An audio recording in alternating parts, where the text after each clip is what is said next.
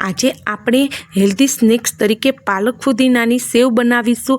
આ પાલક ફુદીનાની સેવમાં આપણે એવા ઇન્ગ્રીડિયન્ટ્સ ઉમેર્યા છે કે જે તમારા સ્વાસ્થ્ય માટે અતિ ઉત્તમ છે, તો જરૂર એકવાર આ સેવ બનાવો। પહેલાં તો આપણે ગરમ પાણી થાય પછી આપણે પાલક એડ કરી દેવાનો છે અને 3 મિનિટ સુધી તેને બોઇલ થવા દેવાનું છે। પાલકને મિક્સર જારમાં એડ કરી દેવાની છે। હવે તેમાં ફુદીનો, કોથમીર, મરચું, આદું, કાળા મરી અને આખું જીરું અને ત્યાર પછી થોડું પાણી એડ કરી અને પ્યોરી તૈયાર કરી લેવાની છે। મેં અહીંયા 250 ગ્રામ ચણાનો લોટ લીધો છે। હવે આ લોટને સારી રીતે ચાળીને તેમાં મીઠું અને હંચળ પાવડર, હિંગ ઉમેરી અને આ પ્યોરી એડ કરી દેવાની છે। ત્યાર પછી થોડું તેલ ઉમેરી અને લીંબુનો રસ એડ કરવાનો છે। લીંબુના રસ એડ કરવાથી, આ બધું ઉમેરવાથી આ સેવનો ટેસ્ટ છે પાણીપુરી જેવો આવતો હોય છે। અને આપણે હવે આ લોટને મીડિયમ એવો બાંધી લેવાનો છે।